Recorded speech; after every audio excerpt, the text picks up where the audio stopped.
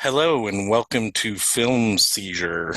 I am one of your hosts, Chuck Moore. With me, as always, are Jeff Arbuckle. Say hi, Jeff. Hey, how's it going? And Jason Oliver. Say hi, Jason. Say hi, Jason. Say hi. Say boy howdy. Boy, howdy. So today we are discussing 1993's Quentin Tarantino written, Tony Scott directed True Romance, which I had not seen in a long ass time. I And hadn't I almost either. wasn't prepared for it.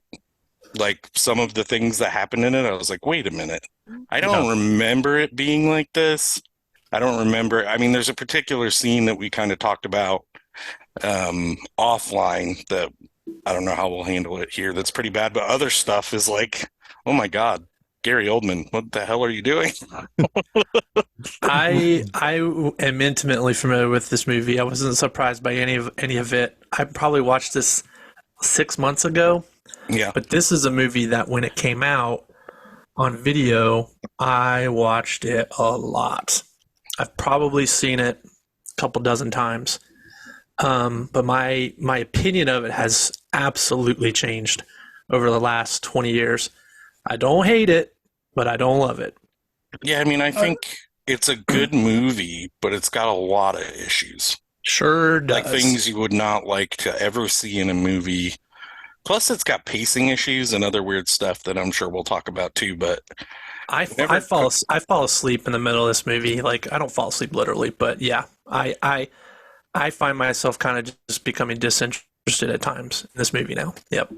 yeah, I I totally see that. Go ahead, Jeff. Sorry. this is only the second time I've seen it. I like it. I think I only now just got back to it after probably seeing it sometime in 94 or 95 once it was out on VHS because of course, around 95 when Pulp Fiction hit VHS, that's when I saw Reservoir Dogs and Pulp Fiction and then you know this guy now, this Yeah, Tarantino you fella. start kind of peeling back the onion. You want to see everything he's Right, done and being a part of because you're so intrigued by those two movies, right? Yeah, exactly. absolutely. And so that leads you down some interesting paths. It Yeah, gets you to From Dusk Till Dawn, it gets you to Four Rooms, yeah. It gets which you is to Natural Born Killers. right. So there's all sorts of stuff like that where I think that because he didn't direct this, I always thought of this as lesser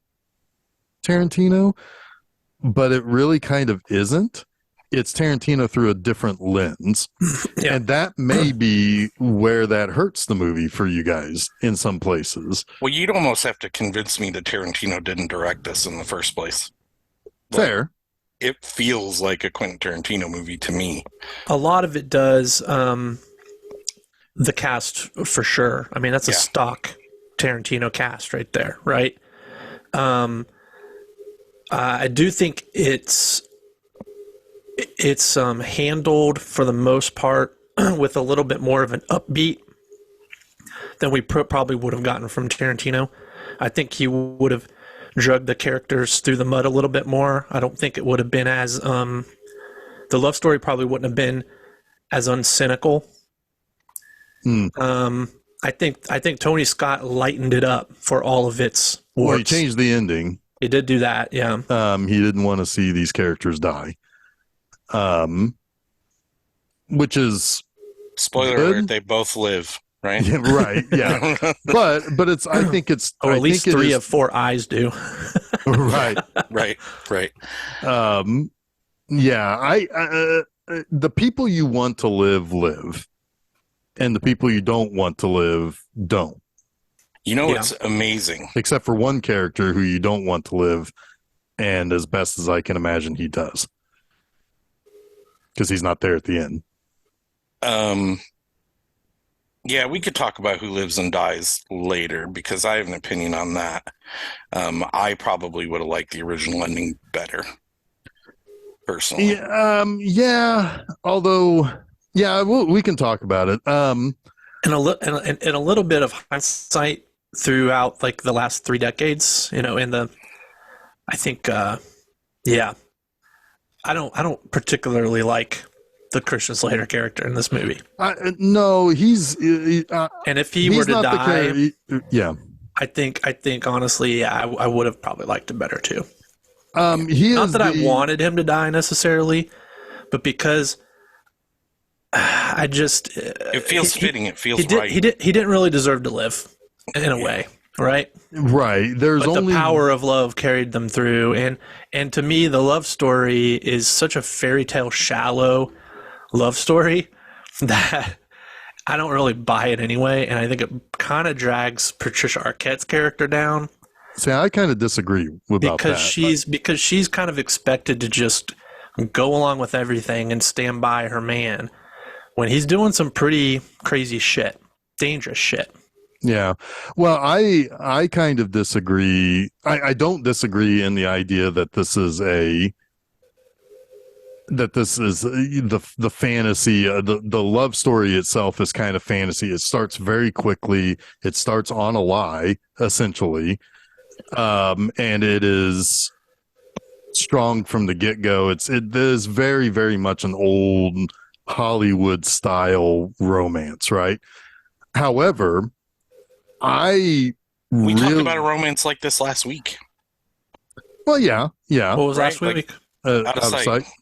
Oh yeah, we did. However, similar. I Very will similar. say that that Patricia Arquette, I actually do believe her that she likes him a lot. Maybe love is a strong word, but that she likes Clarence a lot. And I mean, that could be. It could be, right? But it's a bit of a unicorn, right? Well, I mean, yeah, the only but thing of all the things that she loves, that he loves, the only thing that they've different is the Partridge Family. I mean, it's a male fantasy, right? Well, sure. This is autobiographical Quentin Tarantino sub comic geek, or sub video store geek for comic geek or whatever, and he's writing his fantasy, right? Sure. It really is. And look, I mean, it's a movie, right? But it's kind of silly, and I think that it allows Christian Slater to get everything he wants and live out this fantasy dream and come out on top in the end with the girl and the money and the kid and the beach, all while kind of dragging along this female character that doesn't really have much. It's not a very well written character. She's just kind of there to support her man, and she doesn't get to do much. You don't get to see who she really is outside of her almost like bubble dependence on Clarence.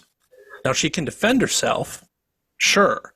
She can be tough, but that doesn't make like a complete person. And that kind of bugs me about this movie. Are there any? I don't even think Clarence is a complete person. Honestly, they're all. He's not, but at least he gets a little bit of like a world around him. All we know about Alabama really is that she was a call girl for 4 days, and she's not Florida white trash, right? You don't get anything. Even when she says that she likes the things she likes about Clarence, I don't even know that I buy it. Does she really like kung fu movies? Had she even seen a kung fu movie? Is that just her? Does she just see a way out? Right? There's no examination of her at all outside of her pairing with Clarence. Clarence, on the other hand, is doing what the fuck he wants to do all the time without really any conference with her. They don't really. She might express an opinion like she didn't want him to go see Axel, but he did it anyway. He's going to do what he wants to do. He's kind of selfish. And he sees this way to have everything with this unicorn who's going to follow him to the ends of the earth. I don't know. It's just a little hard to swallow in my 40s. Now, when I saw this movie when I was like 20, not even shit. I was probably like 18, 17. I bought into that fantasy, right? I was an immature kid.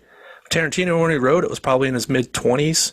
Yeah, it's kind of immature fantasy, right? It doesn't age particularly well for me. Meanwhile, in 2017, Empire ranked it the 83rd greatest film of all time. Yeah, it's insane. Wait, what? Yeah, Empire magazine said That's wild. of the top 500 movies ever made, this is the 83rd greatest film of all time. It is kind of weird to me how much of a cult classic this movie has become. I mean, it is arguably more popular now than it's ever been. It is, I think, like you said, this is just a movie. And if you take away that prism, like the one where you're examining who these people are, it's just a fun, wild ass ride with wild acting performances from some of our favorite people. Oh, it's Right? fun Like, as hell to just point at the screen and be like, "Holy shit!" Right? so Yeah, that's why it's a cult classic. I don't think people are really necessarily probably. looking for depth. And honestly, like the first 5 movies Quentin Tarantino wrote, how much depth do you get from any of the characters? It's all Right. vignettes and conversations and Sure, no like personal drive for anybody. sure. But we still, I mean, Pulp Fiction, maybe you Pulp get a little bit more from them, Yeah, I was going to say those Pulp Fiction characters. works because you get what you need for each vignette. And maybe had Quentin Tarantino directed this film, because there is definitely some scenes that are left out. And maybe the scenes that are left out were the important character building ones in favor of the wildness that transpires over 2 hours. Because Yeah, I mean, it's already 2 hours. Like if right. yeah, I mean, Yeah, I don't go ahead. know. I don't know. I can't say. I think it's got for what it is. It has a pretty steady hand in the direction. I'd be more afraid of it going more off the rails if Tarantino had directed it. Well, I mean, Um, the one thing I think about this movie is to kind of echo some of what Chuck was saying. Um, this is a what I would call a Hollywood polished, frenetic 70s exploitation movie. And the polish that Tony Scott gives it, I think, makes it what people think it is. I think he does more for this movie than Quentin Tarantino really does. Um, because there is a polish to this. And sure. one of the things I said, and Jay, I know you put this into the chat where we talked about how the when I said yesterday that I felt that the movie is a weird confluence of Quentin Tarantino mid 90s stuff Mm-hmm. Mm-hmm. and what he inspires in movie, particularly for the next 10 years after this movie. And it mixed that with like the kind of an 80s look and feel and sound of it, because yes, I understand that the score is inspired by by another person, but there are popular songs used in this that would not have been used in a Tarantino movie. So that's where I kind of see a little bit more of the polish of, Morgan Creek or whoever was distributing this movie was like, let's put together a little bit of a soundtrack too. There's some. I mean, I think, got a Soundgarden song in there. I think there's a Alice in Chains song in there, but there's also like the Big Bopper, you know, Well, sure. which is totally at home in a Tarantino film. So yeah, I think it's the soundtrack is a little bit weird to me, honestly. Because it's Most of the contemporary stuff is actually, I think, more when Floyd is on screen, which kind of makes a modicum of sense, right? The Hans Zimmer stuff is really weird Well, too. the It's Hans almost Zimmer. like Caribbean. Well, yeah. So that I it's should used in bear. trailers to this day. Well, yeah, that bears some explanation because, and this is where I think it gets even more confusing for me what this movie's trying to say, because the music is directly inspired by a piece of music by I can't remember his name. It's got a kind of a foreign name. That was used in Terrence Malick's Badlands. I mean, it's basically the whole score of Terrence Malick's Badlands. And so Zimmer, I don't know at whose direction, at Tony Scott's direction, or just when he read the script, said, hey, this sounds a lot like Badlands. Let me do a variation on that score, which he did. I mean, it's very similar. And then Carl to go one... Orff Gassenhauer. Yes, thank you. You're welcome.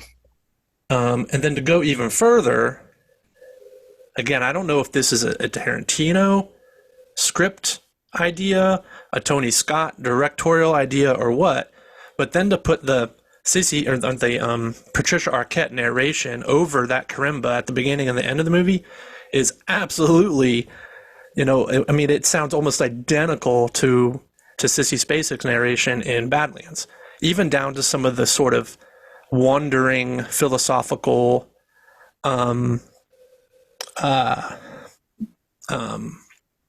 posturing, right? Not posturing, but pondering. So all right, we're making a direct reference to Badlands, which is a movie about a guy who's really pretty fucking bad, who kind of drags along his 15-year-old, this 15-year-old girl who, is kind of infatuated with him, is definitely not in love with him, and drags her into this crime spree of murder and mayhem, which incidentally enough is based on a real life story, a real life killer, the same killer that Peter Jackson's The Frighteners was based on. Wild. Yeah, and probably the same story Natural Born Killers is yeah, right, on. exactly. So then you get like almost like Natural Born Killers is this sort of tangential, like different version of the True Romance script, right? Absolutely, 100% it is. So the killer that Badlands is based on is Charles Starkweather, and Charles Starkweather is who the Gary Busey, not Gary Busey, Jake Busey character in Frighteners is also based on. Kind of wild, but anyway, so again, now I didn't know what the fuck Badlands was in 1993 or whenever I saw this movie. I do now, and it's a much more thoughtful, measured movie about, based on a real life killer. And to then make that connection to True Romance is like, well, what the fuck are we supposed to think here? Is it just an homage? But why? Right? Or what's really going on? And is it now just a messed up tone? Who are we supposed to root for? Clarence and for Alabama. They're very likable at times. They're very lively. We're kind of happy that their love survives at the end, at least we're supposed to be. But that's not the story of Badlands at all. So it just confuses me. Yeah, I mean, I get that. And part of why I will continually think throughout time probably that the movie would have been more clear in its intent had Tarantino directed it, but maybe he just wasn't. How do you explain this? It's hard to say because he obviously was making those connections, right, on his own in the script. Oh, I have no doubt he made that them again, like we said, in Natural Born Killers. But in this movie, it's played very. I mean, there's some brutal stuff in it, like the scene with Gandolfini, who's fucking amazing in this movie. It's the movie that got him the Tony Soprano role. I can imagine. Yep. Yeah, like he's amazing. He's scary as hell. Yep. The way he is shot in this His movie. little toothy grin. Oh, it always creeps me out. Yep. Yeah. At first, too, like the first time you see him when he's standing behind Clarence's father, he looks a little goofy. I'm like, oh, there's goofy Gandolfini. But he doesn't remain that way. Holy shit, he is terrifying. Like, yeah, I rarely am that terrified by he's an actor. playfully anticipating mayhem, right? Yeah. And that's scary. Inviting it. Yeah, it's scary. Yeah. And that's stuff like that, like the performance in this movie, that's not the only one, are honestly what make this movie so much fun still. Yeah. Is if you take them out of the whole and just enjoy them scene to scene, there's a lot to have fun with here, like a lot to have fun with. Yeah. So I don't want to seem like I'm totally trashing this movie. I'm not. I still get enjoyment out of this movie. I just don't think it's this, cult masterpiece that it's somehow become over the last 30 years. I think your analysis is fair. I just didn't watch this movie through that prism at all. Like, it didn't. maybe, I don't know. Usually, if a movie wants you to consider that stuff, I think you're clued in that you should consider it, right? This one made her a lunatic, like right off the start when she started yelling at him on the sign. I'm like, I can't take this woman seriously or anything about her seriously, right? And that's kind of the way I was looking at her. Clarence too. He's off the rails, and I think they could have gotten what was coming to them later, and they kind of don't, which is what annoys me a little bit. But yeah. Yeah. I think, all right, so you didn't, obviously, neither one of you watched it through that prism, but you watched it through the prism, at least, of, two characters are also kind of racist and homophobic. Almost everyone in this movie is. Right. The very first scene we meet Clarence when he's in the bar chatting with Anna Thompson, who is gorgeous in this, by the way. Like, she's in that one scene, and I'm like in love with her.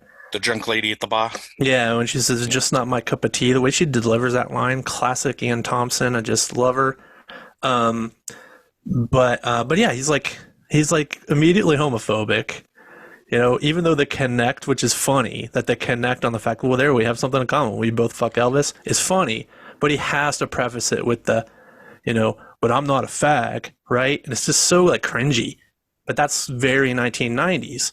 But it's also like Tarantino writing as an immature fuckhead, really. Well, that's Tarantino writing up until Once Upon a Time in Hollywood. Yeah. Think about the needs. Truly, it is. Yeah.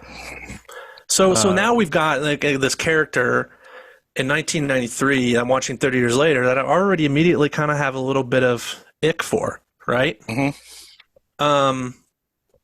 And again, I'm not calling Tarantino homophobe or racist or anything. I'm not. But he's perpetuating kind of this casualty to those things that just doesn't fly anymor. It almost feels like, and I don't know how old. And I don't even. Sorry, I'm going to let you. I'm going to let you finish. But Jason has the best point. But I want to finish this point. Like, I don't even begrudge Tarantino to write. We talked about this in Jackie Brown, and we talked a little bit about his use of the N-word. And the more I've thought about it, it's like I don't even begrudge him the right to write characters who say those words. I don't. But here's the problem I have. When you write characters to say those words, you have to understand that a lot of people are going to find that repugnant in that character, and they're going to have trouble getting past it. So if you're going to write a character that your people are supposed to like, you shouldn't have them say a lot of things that people won't like them saying. You can still make them a multi-dimensional character without the casual racism, without the casual homophobia. It's the biggest problem I have with the Sicilian scene. Not the use of the N-word itself, but the fact that the character who's using it as a weapon, I'm supposed to like. And that just doesn't work anymore. Sure. I don't know if you're supposed to like him necessarily. I don't know if you're supposed to like anyone in this movie, to be perfectly honest. I think everyone is kind of like a tale that everyone gets what they deserve up until the end, right? Like that's the way it feels to me. So that scene and the way that Tarantino wrote this movie, I would hear that stuff when I was a kid. Sure. Like all the time from people, all the time from different communities. And half the time we didn't even know it was wrong because it was people older than us saying it, right? Like, so, I mean, we had that game where you tackle the guy with the ball. You know what that was called when we were kids. Right. It was all casually thrown around terribly back then. I didn't even know any better. It makes me feel awful now. Yeah, but it's also because all through the 70s and 80s, like movies used... I'm wondering if Tarantino is just didn't understand it yet. I don't think he understood the contribution those movies made to normalizing that type of thinking or use of those words. Even if you as a person, when you played that game, you weren't playing that game like really getting out there to gay bash anyone. The name of the game wasn't right, but it perpetuates this culture of, hey, it's cool to make fun of these people or use these words. I'm not condoning it at all, just to be clear before you go on, Jeff. Definitely No. What I was going to say is that was not what I thought we were talking. I mean, no, Right, I know. I mean, but like some people look at it as that, we'll just say it, smear the queer, right? Right. They look at the word queer and it's applied to one concept, right? And it's applied to a particular concept by those people who want to apply it to a particular concept. Right. So the use of that word in its original meaning can be twisted by the person who hears it. But Right. at the same time, I didn't think that, oh, go get the gay guy with the football. No, you didn't.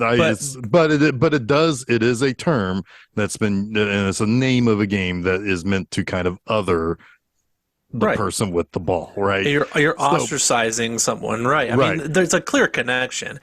But yes, like most kids who play it aren't going to understand any They don't concept know. of They that. don't get Right. it. Yeah. But now so the other thing is that, But again, that's the type of shit that ingrains well, sure. that sort of thing into a child's mind, right? Is if you're bombarded with that, if that's what you hear, that's what you hear at home, then you're going to have more likely to have those tendencies in your thinking as well.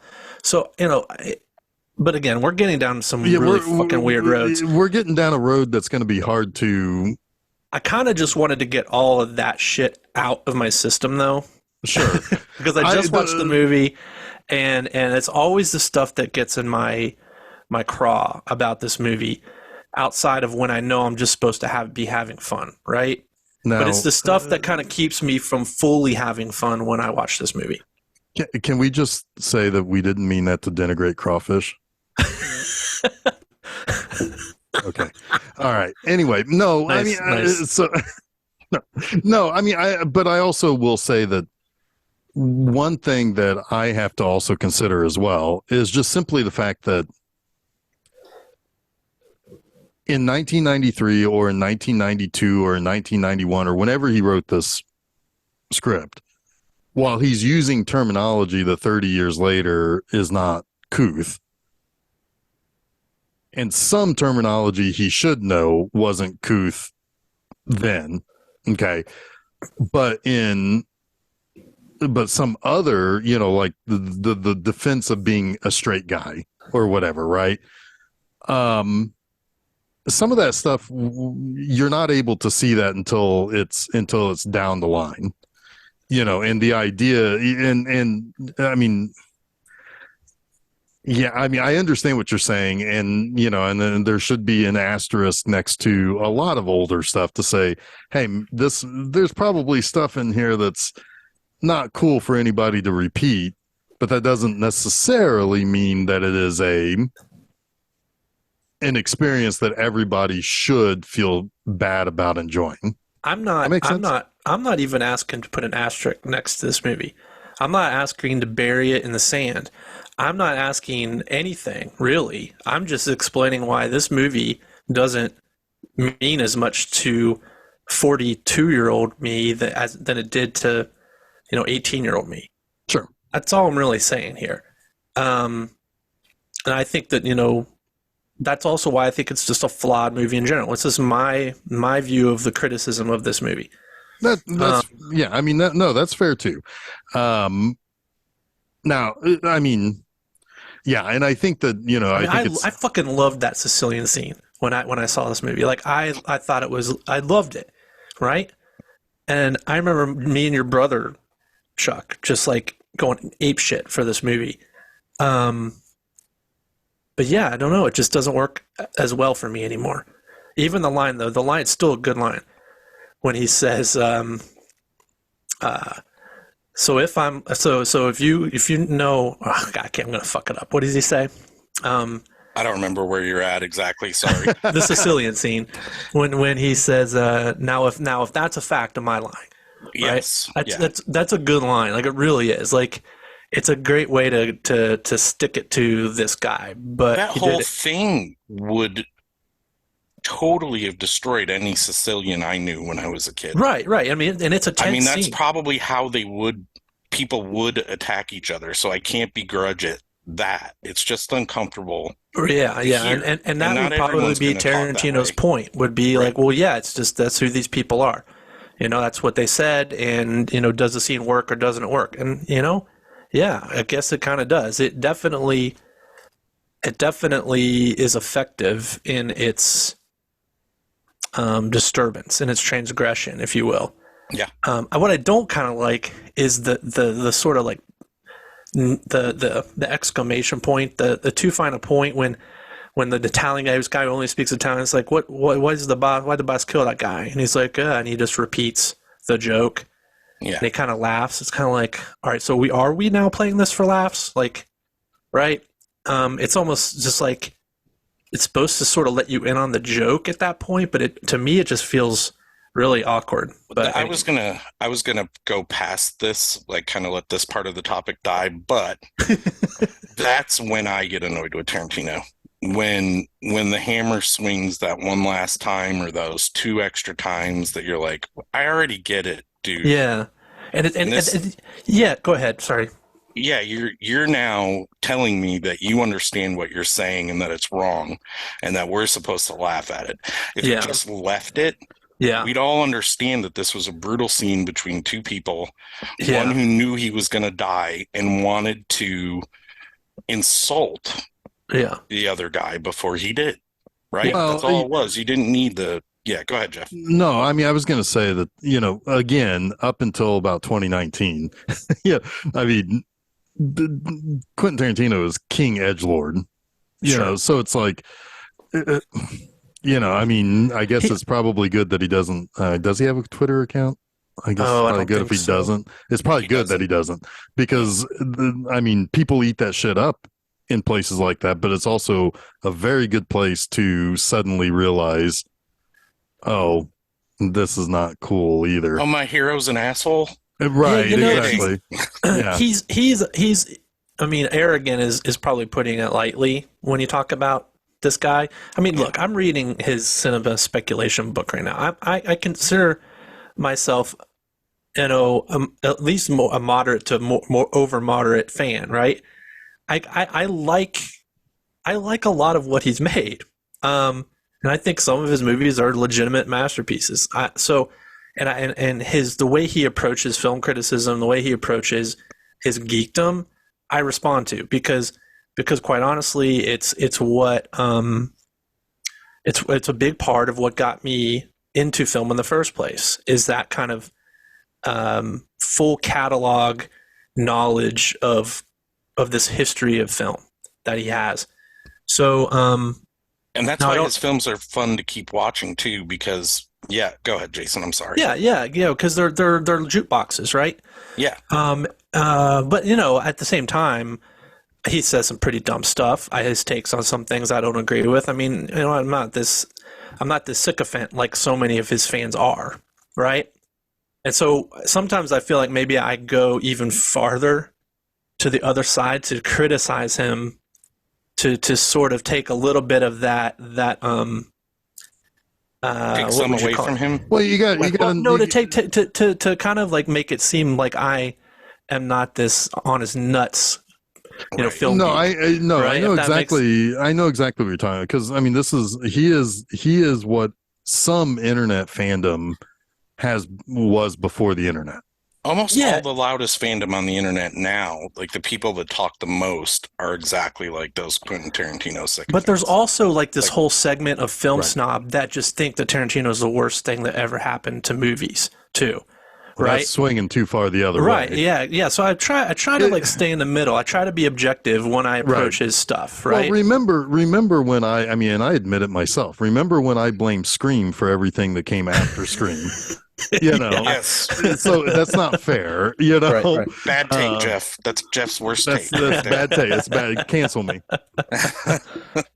Although Scream 6 looks really fucking good. It does. That's the same thing that happened to Eddie Vedder too, right? Like he comes out singing like he sings, and then there's all the emulation, and then you just start to hate the original, or people start to hate the original. If you don't like Stone Temple Pilots, don't fucking hate Pearl Jam for it. Right. They can be separated. Yeah. This has become almost more of a topical episode Yes. Well, than an episode about the movie. let's zero in a little bit more on the movie itself. So, Yep. Chuck, take it away. All right, so we have Clarence and Alabama, two, would you call them star-crossed lovers, maybe? I don't know if that's what you call them. No, Um, no, they wouldn't be star-crossed. I I get would bad say at these terms. I would say that they are two romantics. Yes, true Yes. romantics, if you will. Exactly. They run into each other because Clarence's boss has gotten him a call girl, right? For his And birthday. for his birthday, and they fall in love, right? Without going too far into that whole idea, basically they fall in love super fast. Yeah.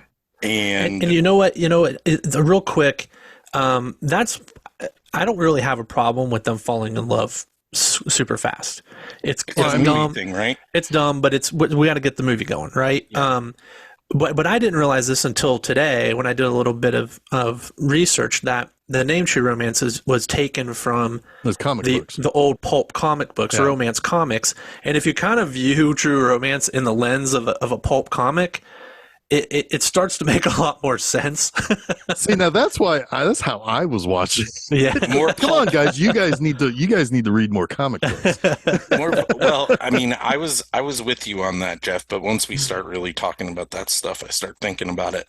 But Well, no, that's yeah, more fair. pulp, I mean, more pulp from Quentin Tarantino. He loves his pulp, Yeah. right? Yes, he does. I mean, Jackie Brown's pulp. Yeah. there's plump fiction. I mean, Pulp Fiction. There is that plump fiction. Oh my god. That's so bad. That's so bad. One of I these remember days the we cover. need to- I remember the cover of that, and it's just like, it's so embarrassing. One of these days we need to do an episode on porno movies that are named after real things that are hilarious. I don't know if Plump Fiction is porn. I've never seen that one. Well, but Plump Fiction was like a Zucker Brothers knockoff. Oh, I'm surprised I Spoof haven't film. seen that then. No, it's not a Zucker Brothers. It's not a though. Zucker Brothers. Yeah. It's a knockoff Zucker Brothers. Okay. Yeah. We'll blame the Zucker brothers for that. Right. Blame Airplane for everything that came after. All right. I promise I'll try not to derail us again. Yeah. Let's keep on Dennis Hopper's trailer train tracks here for a Yes. while. So yeah, the instant Clarence finds out. Well, let's say there's I'm never there's gonna an get to talk no there's an auspice that is important here, because Clarence for his birthday always goes to a movie, and this time around his birthday movie is the Street Fighter trilogy for Sonny Chiba.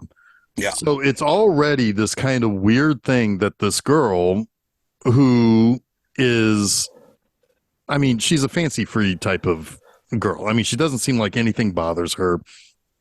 She doesn't particularly seem particularly thoughtful when you first meet her. No, she's kind of blowing it. I'd be Right. kind of like, oh, I mean, that's only happened to me once, and it wasn't a very cute blonde Patricia Arquette, mind you, but where somebody was like, hey, can you catch me up on what I missed? Basically, I turned around and said, would you please get back in your seat? We could do a whole I episode thought that- on I you fighting with people in theaters. I thought that was going to go in a whole different direction when you said that only happened to me once. I'm like, Chuck, what did you buy Jason that time? But if For- it were, cute Patricia Arquette, It'd be like, why don't you sit right here? at a movie I'd already seen probably several times, I'd be Right. like, okay, all right, I can dig on this. Oh, she spills popcorn all over you, so that automatically gives you the in. You're right. She's And making it easy on you. Yeah, Yep. exactly. So she comes into the Sonny Chiba trilogy, and she spills her popcorn on him. She sits right behind him. Then she, pops up right next to him. It's like, hey, do you mind so much telling me what I missed? And then she climbs over the seat and sits next to him, even brushing the popcorn off his lap. Things cannot be easier for him. And then on top of that, she's incredibly fun. Yeah. Like she's, I mean, no, but I mean, like, she's good looking, and you want to she kind of invites you to talk to her. Come on. She's very agreeable. She's Exactly. yeah, right. She's Yeah. somebody that you would think, hey, I want to kind of hang out with. And so that's the auspice in which he is now, and they, she says, hey, what I like to do after I see a movie is kind of a tradition. I like to go and eat pie and then think about or talk about the movie. It's kind of a tradition. Again, this is all the shit that Charlie or that Clarence does. Right. So he's like, hey, you want to go get some pie? And over the course of this thing, I mean, and it's kind of funny because like this is again getting back into the male gaze fantasy here, where it's like, where are you from? What do you like? What all of this stuff. And she kind of plays coy with that. Yeah. Where she's like, I don't really know where I'm from. I don't really, it's like, I don't really have many interests, and the interests that she does have is exactly his interests. Right. Right. So, here you got that, you're kind of building that, oh, he's instantly in love with her.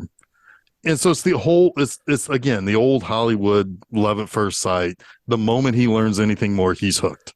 It's kind of funny. There's a funny moment in that scene in the diner that starts the scene, actually. He's wrapping up his Jailhouse Rock, rockabilly diatribe, the same one that he tried in the bar before the movie with Anna Thompson. Right. And it didn't work. I mean, it kind of worked with Anna Thompson. In fact, he probably would have scored with Anna Thompson had he invited her to anything other than a kung fu movie marathon, right? Sure. But it doesn't really appear to work with Alabama at all. No. And it's kind of pathetic. It's kind of like, wow, this is your big like line with the ladies, is this whole breakdown of Jailhouse Rock. Right. And she doesn't give a shit about any of that. No, she doesn't. No. But anyway, so that's the auspice. Sorry, Chuck, but that's that's them getting together. He ends up saying, hey, she doesn't want to stop hanging out with him. So he ends up taking her to the comic book shop that he works at, right? Yeah. It's another eye roll. It's like, oh, you're taking her to the comic book shop. Yeah, dude, that'll get her peenies wet. That's a third date thing. You don't do that on date number 1, buddy. You don't show Spider-Man 1 to somebody in the first date?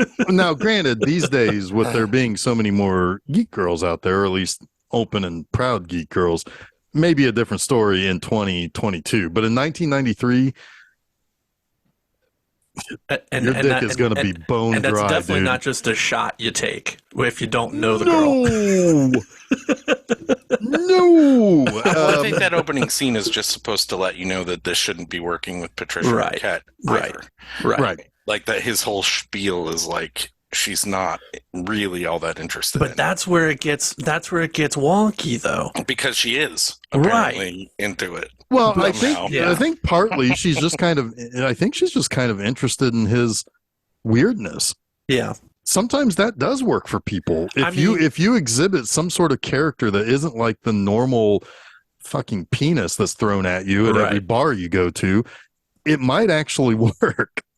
Again, though, Trust me, I'm a ladies' man. Then that's again where it gets wonky, though, because if she likes this sort of nice guy, affability, this weird character that he is, that's great.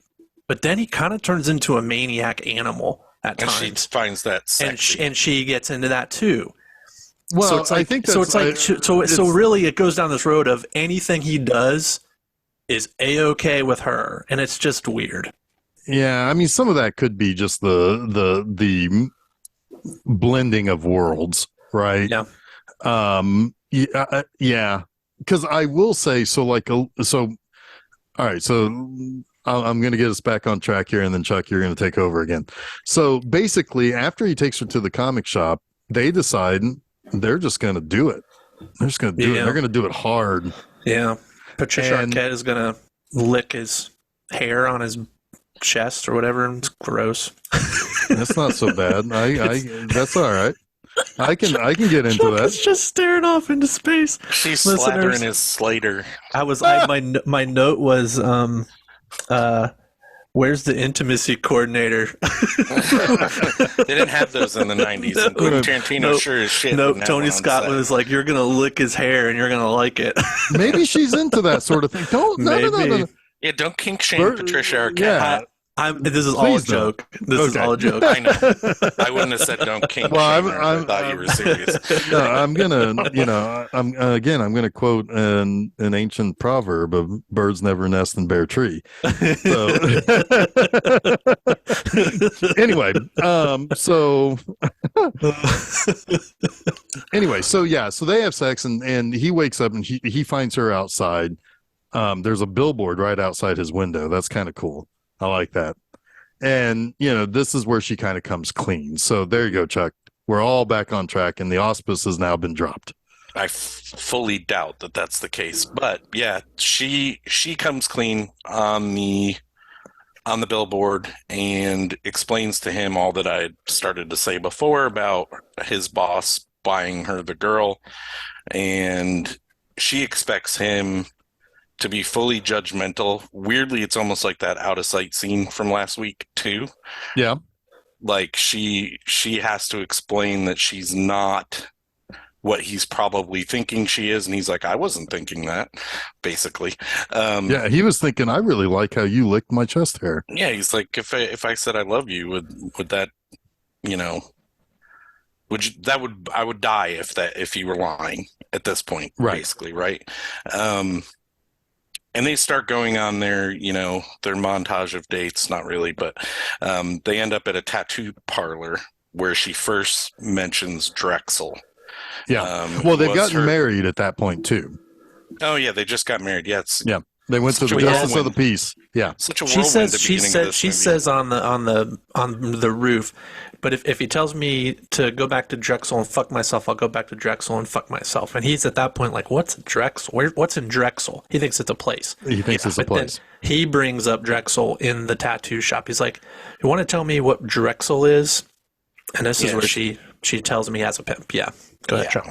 And she kind of softens Drexel a little bit. For sure. I don't know what the point of her doing that is, but then she tells him that he kicked another girl. But he's not that bad a guy. He's treated me well in the 4 days I've been there. And you're like, I don't know. This is kind of weird. I mean, spoiler alert, he is that bad of a guy.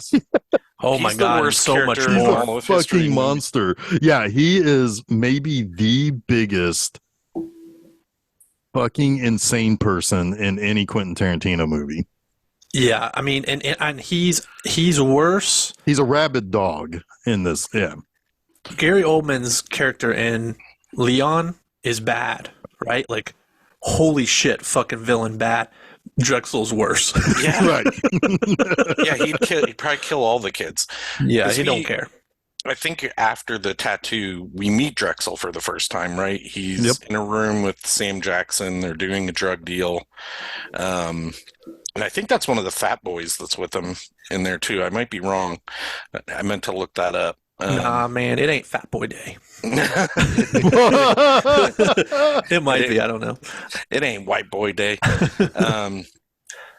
But yeah, to show us that, he's worse than Alabama says, he basically just kills the whole room.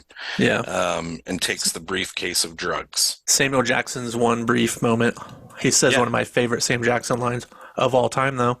What does he say? I eat the pussy. I eat the pussy. I eat the butt. I eat the whole motherfucking thing. You guys remember things way better than I do. I've seen this movie many times. I mean, and how do you forget something like that? I used to be able to quote back that exchange between the two of them. Yeah. Well, yeah, today I couldn't get over Drexel in any scene. I never eaten a pussy. But if I ate the pussy, I sure shit wouldn't be admitting that shit, man. What does he call the gun that he kills everyone with? Oh, God, I can't remember. Okay. At least there's one thing you don't remember. No, I don't remember that. Sometimes, though, I don't really quite understand what he's saying because his accent is so goofy. I don't get it. I don't get his accent. I don't know if he's trying to steer clear of being too stereotypical. Yeah, it's kind of it's almost like a Rasta. It's kind of Rasta, but Alabama says that he thinks he's black and he claims he's Apache. His mom's Apache or something. Yes. Yeah, it's really weird. It's so weird. So he's just like amalgam of just I don't even know what. Like, just what the fuck? Yeah. He's got this wicked scar on his face. He's got a dead eye, dreadlocks. He's got a grill, right? All his Yeah, teeth. Yeah, he's got a grill. It's wild, man. And this is Gary Oldman of like, the British stage. Yeah, didn't he just play like Amadeus or something like just before this, or I can't remember. Immortal Beloved. was Immortal when he did- Beloved. I think that's right after Beethoven. It might have been right after, but yeah, I mean, Oh yeah, it was Beethoven. My bad. Yeah, I think that came out in '95. I think. I like that movie. At least I Yeah. did in the '90s. Yeah. Me Yeah, too. they dropped so many homo. What's the like different things for homosexual people? It's really awkward nowadays, man.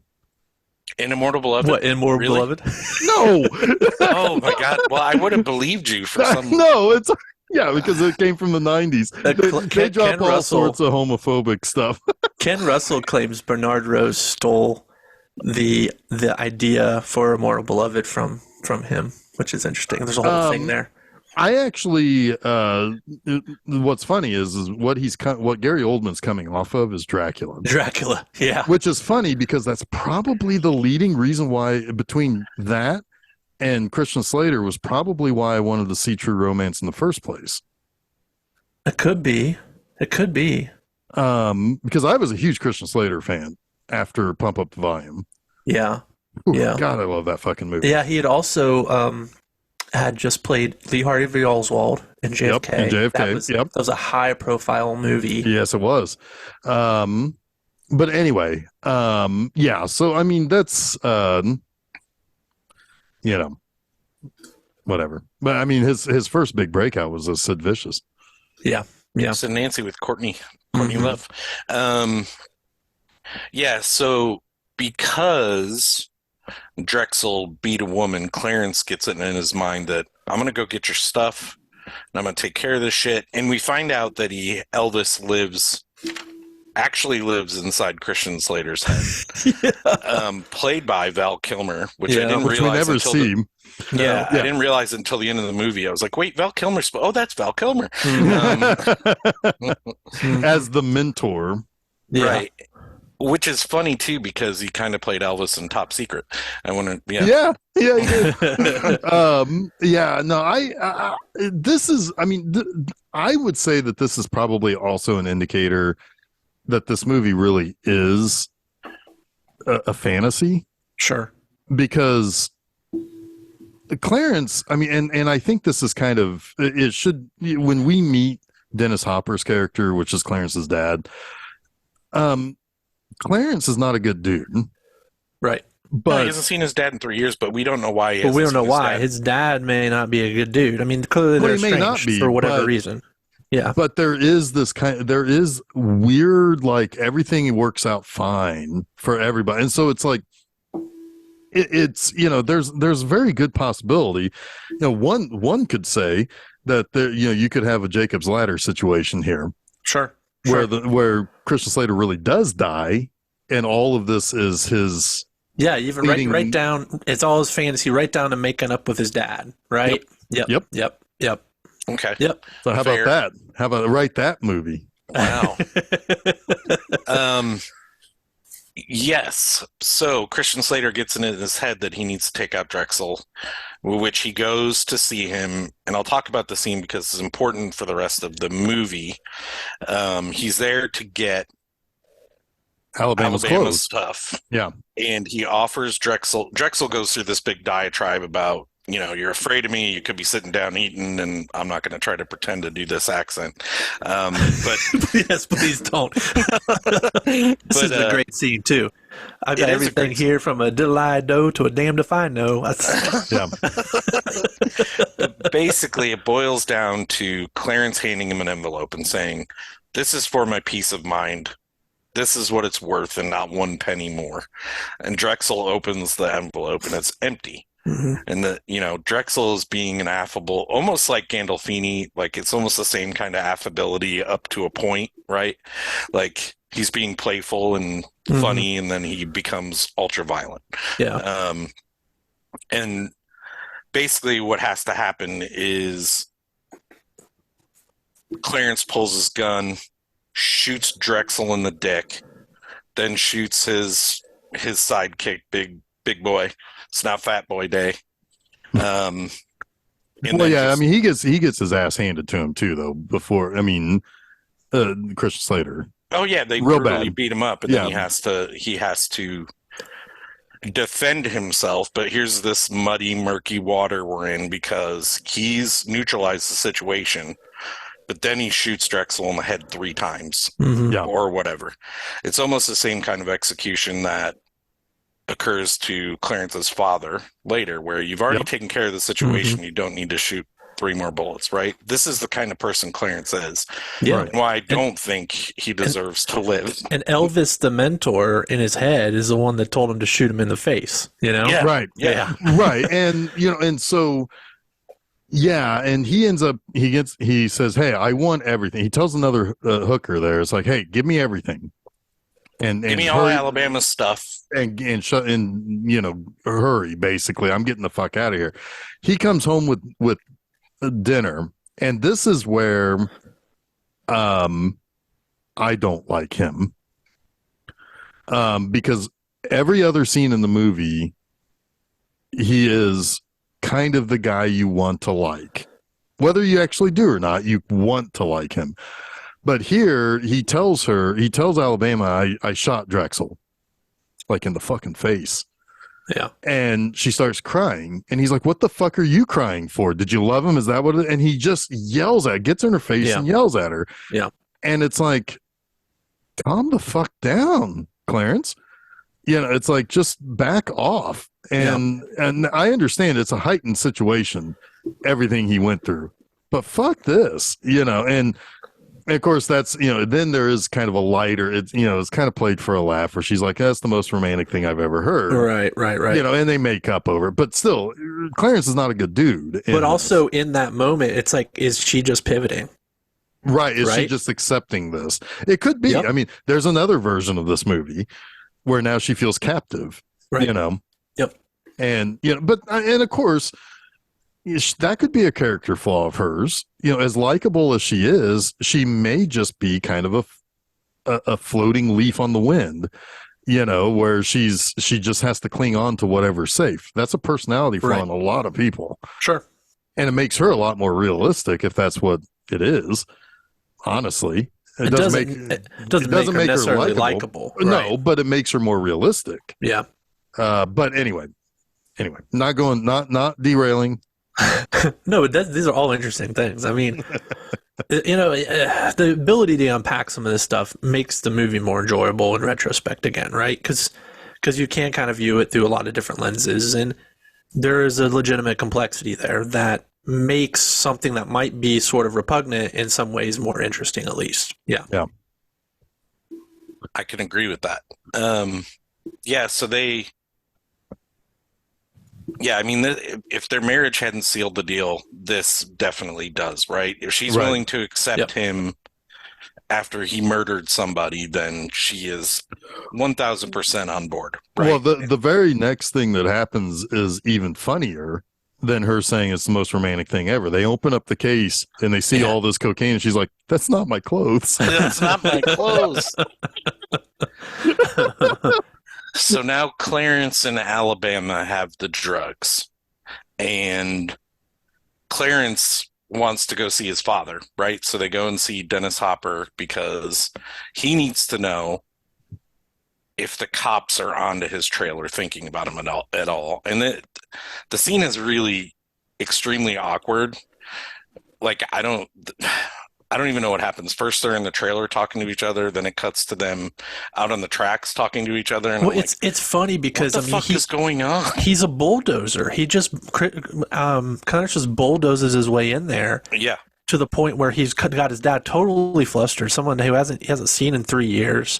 Well, that's what he even calls him. He's like, "You're a fucking bulldozer." Yeah, he does. And it's just another kind of like non-likable moment for Clarence. I want to say that even to the point where like Alabama realizes that they haven't even been introduced, and introduced. they like awkwardly introduce each other to each other, which is kind of this really cute moment between, father and daughter-in-law. And I can I just say that I really, really appreciate the scene with Dennis Hopper not being an insane person. Yeah. Yeah. It's kind of nice to see him just as the dad. You're almost waiting for him to go insane at every moment, too. Exactly. He's teetering on Dennis Hopper the whole time. Right, but he's teetering that way true. to say, basically smarten up. Well, he's one drink away from ranting through the woods in Hoosiers, Yes. I mean, when he stood up and he told Clarence to sit down, I thought there was going to be like an explosion reaming because I hadn't seen this movie in forever. And then he's like, "Hey, man, slow down." Right. Like, I'm like, "Oh, this is interesting. This is soft, Dennis Hopper. This is a measured response." But then it cuts to them out on the tracks, and basically, Clarence is asking his father, like, "You still have friends on the force. Can you please find out if they know who I am?" Yeah. And that's when Clarence does find out what he can and tells, or not Clarence. Do we even know Dad's name? He just calls him Daddy. Clifford. Well, Daddy does find out that the money or the drugs that Drexel had probably belonged to this Blue Floyd guy. And you don't want to fuck with Blue Floyd. And right? we never see him. No, so we don't. never know how dangerous he is. He sends his we fucking kind of do by proxy. It's Blue Lou Boyle. Oh, well, Blue Floyd is later. My bad. But no, we never meet. We never meet the big bad. Right. We meet his even worse consigliere, fucking Christopher Walken. Yeah. Well, we don't know if he's worse. I would assume that it gets bad up the chain. Oh, I'm right? sure. But Christopher Walken is bad enough. Oh, yeah. He's bad at reading his lines, even though he's great in this movie. Like, I swear to God, like, the way that man reads lines, it's like he doesn't understand what he's saying. Well, it's hard to when you take out all of the punctuation in the script. And he puts the emphasis on the wrong words. Right. Like, well, that's Christopher Walken. Yeah, I know. When he says that he's the Antichrist, it is the most, like, stilted yet terrifying thing I've ever heard, right? It's just Christopher Walken, I believe you, man. Yeah, right. Yeah. And also you said that horribly. No, I do like it when he's calling the cops, his cop buddies, to find out what they know about this, about this murder of Drexel, while outside Alabama is just doing one-handed handstands. Cartwheels. Yeah, that's the word I was looking for. She's like, I can do it with one hand too. And it's like, it's just fucking wholesome. Not weird, wholesome. No, it's wholesome. Yeah, I mean, they're showing I guess that she's happy, right? Well, they show that they're more than just people who are fucking in a telephone booth, which we do see later. Yeah. So, yeah. I mean, there is, well, I'm sure, but there's a normalcy with them too that isn't constantly heightened. It's kind of quirky. Yeah. But I guess I can go with normalcy. I see a lot of what they do is very quirky. Sure. But that's their normal fine. selves. Yeah, I guess it's fine. It makes them more interesting since we don't know a lot about her in general, right. As Jason said earlier. Like, these little things she does kind of make up for that a little bit. It also maybe shows a little bit of Arrested Development in her too. Yeah, I would definitely say it does that. There's a little bit of the manic pixie dream girl there too. Well, I mean, yeah, but I mean, it could infer that she's been on her own for a long time. Whether she lived at home while she was technically on her own. Well, you don't end up where she ended up with Drexel if she had like a clear direction in life. Right. Like, exactly. I think you can assume that. What is the most effective at conveying is that she just feels safe. Sure. Right? Yeah. I agree with that too. She's like a kitten who starts to play again when she comes home from the shelter, right? Yeah. So here's the miracle of this movie for me. We were talking earlier about characters that deserve to live and die. For some reason, in almost everything this man is in, I want Michael Rappaport to die. Maybe it's because of Beautiful Girls. I don't know. I just always hate him. I don't know why. And I think a lot of the times you're supposed to hate his character, and he's very effective at that. So I give him like a lot of credit. And in this movie, he's really likable. Yeah, I think part of it, Chuck, is that his real life persona and the persona he portrays like are very close, and it's always a little bit punchy, right? Yeah, he's so aggressively nice too. Like I don't know how to explain him. I think it's kind of the way he enunciates things. Yeah. But yeah, I agree. I think he's absolutely wonderful in this movie. I still do. He's got this perfect just willingness to be swept up in the moment, but also kind of like trying to be an adult and move his career forward, but also is like wonderfully innocent, but still, kind of like okay with helping them move $2 million in cocaine. Right. $200,000. The $200,000, yeah. It's $1 million worth, I think. $500,000. Yeah. A key well, you could make $1 million on it, is what they say if you sold it a bit. But that is a miracle, because I've long known your hatred for I don't know why. Rappaport. I don't know why it is. Yeah, I don't know why it is. The weird thing is on Twitter and stuff, I love him. It's just in movies I want to punch his face all the time. So yeah, I don't know if the viewers or listeners knew that. So now they know my. Now they know your dark secret. And it's kind of, what does he have? Sort of a New Jersey, New York. It's definitely an East Coast accent. Oh yeah, he has a persona. New Jersey. Yeah, he has a persona, an East Coast persona, which can be grating. Right. I mean, I grew up small doses, but yeah, you grew up around it, so it's like that should just be home. Tuesday for you. Yeah. So he's the other key cog, right? If the briefcase full of drugs was the first cog, he's the second one because he's the connection to almost everything else that happens, right? Right. He is, I think his name is Dickie Betts or something like that. Oh, no, his name is, even his name is wonderful. His name is Dick Ritchie. Oh, so Dick Ritchie, his name is basically Dick. Yeah.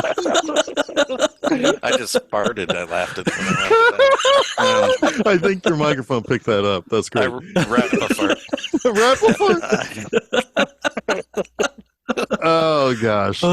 So he is in Los Angeles, I believe it's Los Angeles. Yeah. Aspiring actor. He's trying out for a role on TJ Hooker when we meet him. The return of TJ Hooker. Yeah, the return of TJ Hooker, which is hilarious because the direction. What is he doing on the hood? Yeah, it's like right now you just got Shatner on the hood of your car. Go. I was going to say, the direction he gets is Shatner's on your car and you want to get him off. Fucking kill me. Which is perfect because that's in every episode. That's in every episode of TJ Hooker. That's fantastic. I mean, Tarantino knows his stuff, right? Right. Yep. So yeah, he is going to be the landing spot for Clarence in Alabama. Much like that hood was the landing spot for TJ. Yeah. Yes. Not until Michael Rappaport got a hold of him. No, that's right. Yeah. But so Dick Ritchie. It's fucking funny, right? Dick Ritchie. Dick Ritchie is going to be his connection to a Hollywood producer. Yeah, he's like, hey, Clarence you can move all of this in a day because there are people who deliver this shit to the set. It's kind of a funny joke, right? Hollywood is all on cocaine. So which is funny because that is shown in Babylon. It's hilarious that it's like that's just the history of Hollywood. If you need an upper on set, there's a guy with it everywhere. Yeah, they probably got it. They probably got it from Clarence. Yeah, it was so good. It went back in time. I mean, it's Dr. Zhivago. Yeah, it's like there you go. Well, are we talking about that? Are we talking about the setup yet?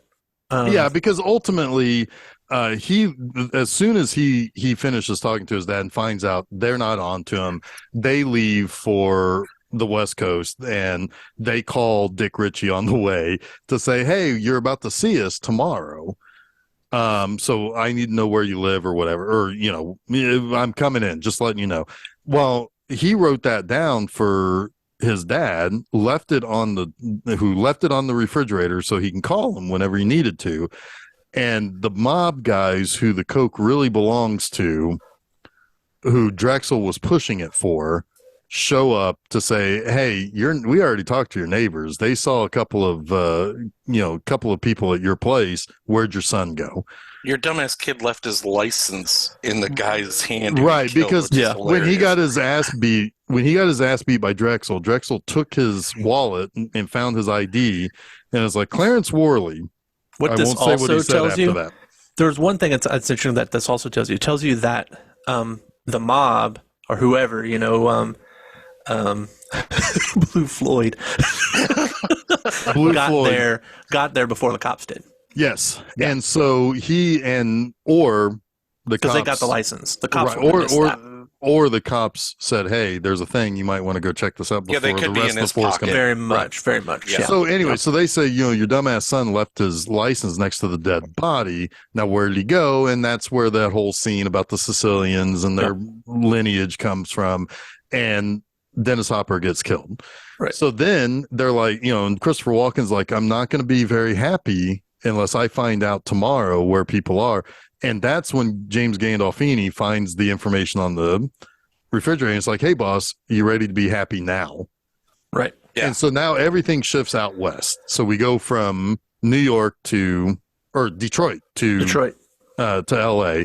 And so this is where now Christian Slater's plan is, we're going to unload this coke and then we're off jet setting for the rest of our lives, basically. Yeah, we're going to go spend in Cancun is where they Right. finally decide to go. Another great performance in this, when they show up, you have Floyd, played by Brad Pitt, who never leaves the fucking couch and he is bombed. He's stoned all the time. It's just a hilarious bit part, right? And it cracks me up. So he steals every scene he's in.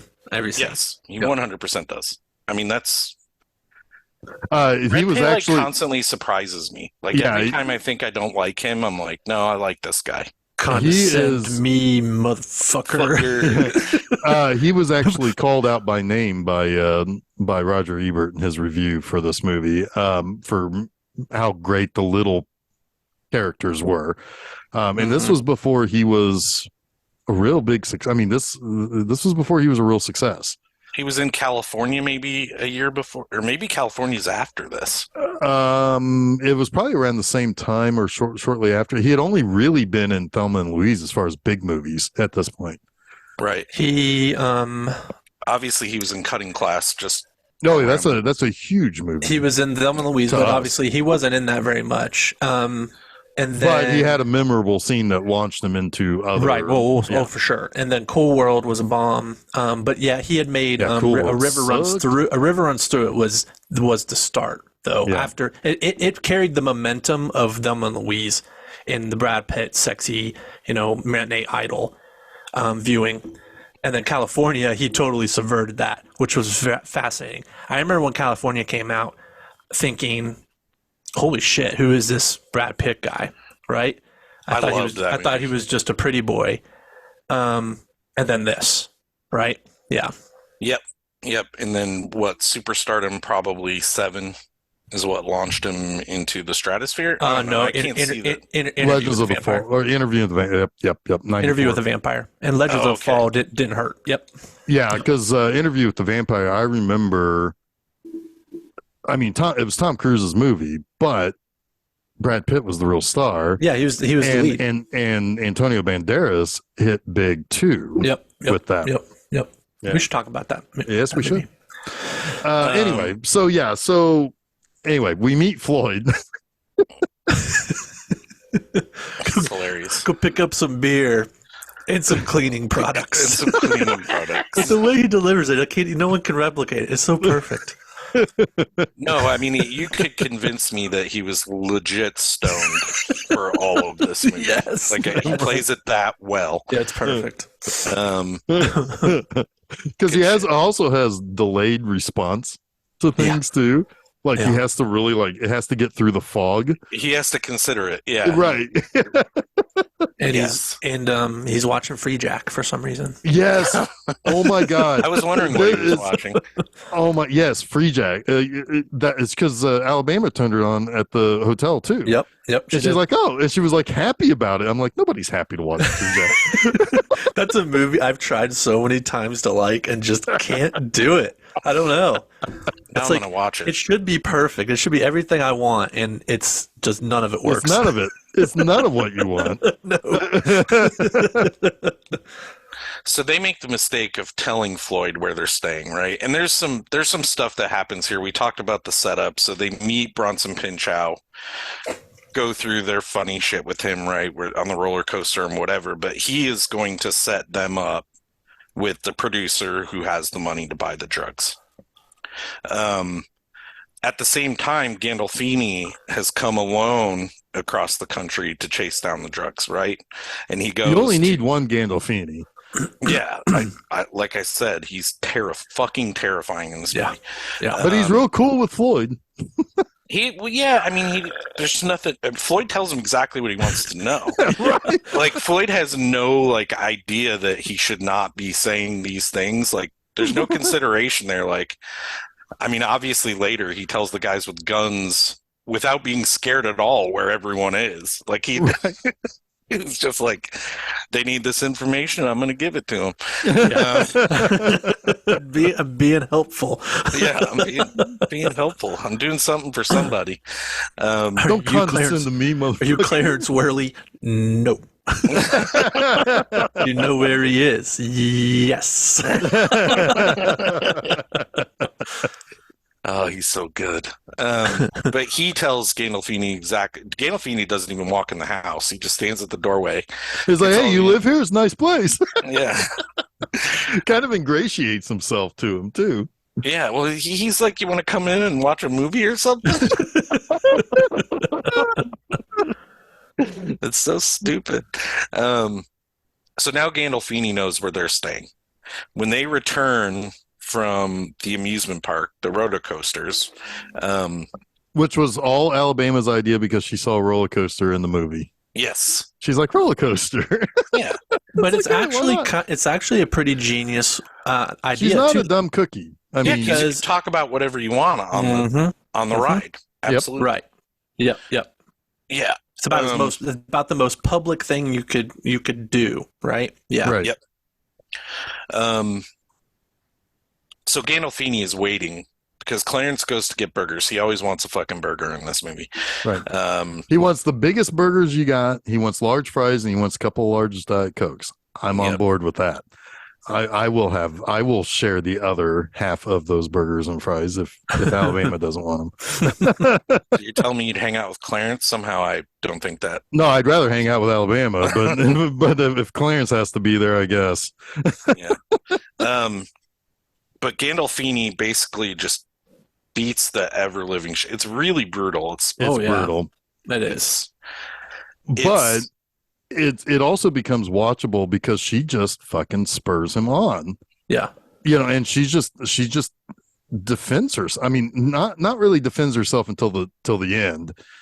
And she really defends herself at the end. But she fuck you, buddy. I'm not telling you what you want. And we get a live burn. It's a good one too. Yeah. Yeah, and she's smart. She's constantly saying smart things, right? Like even when she's trying to lead him off the trail, she's like, "Oh, my boyfriend's a football player." She's using like, every tool in her bag of tricks. Yep. So Gandolfini just can't, he doesn't believe her.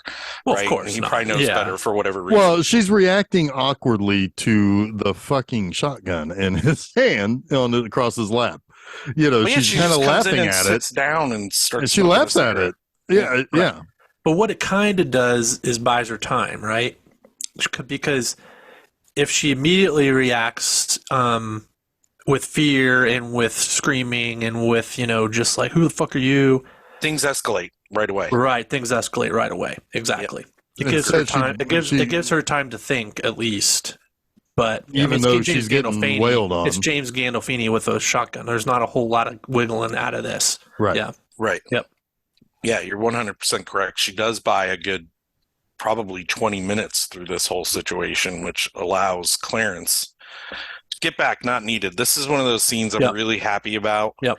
in a movie where, the male actually showed up too late and she saves herself, right? Yes. Right. Yeah. It's great. For sure. And you also have the juxtaposition of Clarence doing, I guess, mundane things, but he's talking to the dude about the Elvis magazine.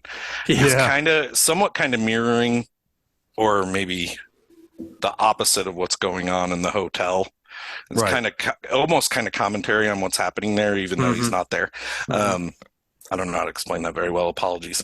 But she, after getting beat to hell, is laying on the ground, and Gandolfini sees the drugs, and he's like, "Oh, I'm such an idiot. I never looked under the bed. You guys are idiots for hiding under the bed. I'm an idiot for not looking for it under the bed." And then he's like, he sees she has the corkscrew, and he's about to kill her, right? He's about to shoot her, but he's like, "Oh yeah, go ahead. I'll give you one shot." Again, super smart. She stabs him in the foot. Yeah. Right. Yeah.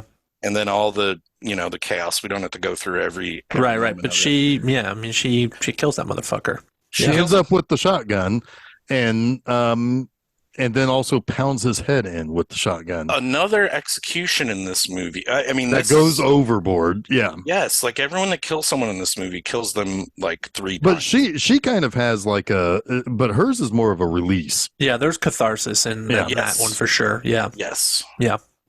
Because she screams at him too, and it's very tribal. Yeah. Almost. Yeah.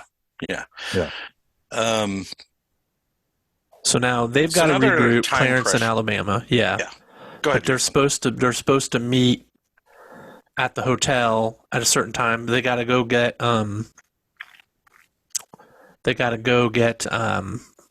what's his face? Dick Ritchie. Yeah. And they get their directions to the Grand. Is it the Grand Plaza Hotel? No, it's the it doesn't matter. Yeah, but they get the directions the ambassador from fucking Floyd, right? Who only can say you go down this road for a ways and then you're going to turn. and then Clarence asks, "You're sure that's right? Because if we get lost, it's going to be all your fault, Floyd." And it's like, dude, if that's the instructions you got, you're on your own anyway. Yeah. But hey, the mob guys find it too with the exact same directions. Yeah. But anyway, what we also need to mention here is that Bronson Pinchot is he's got a sample of the coke that he's supposed to take back to his boss. Oh God, yes.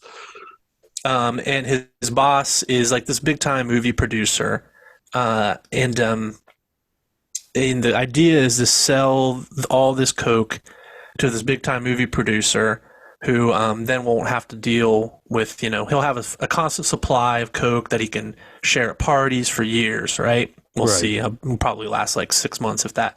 Probably not even that long.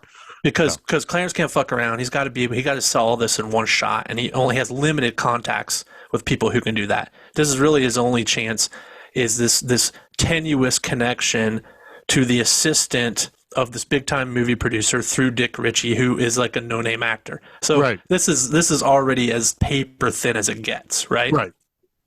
But he agrees. He's like, well, I want to make sure this shit's for real. Have my guy bring me a sample bag.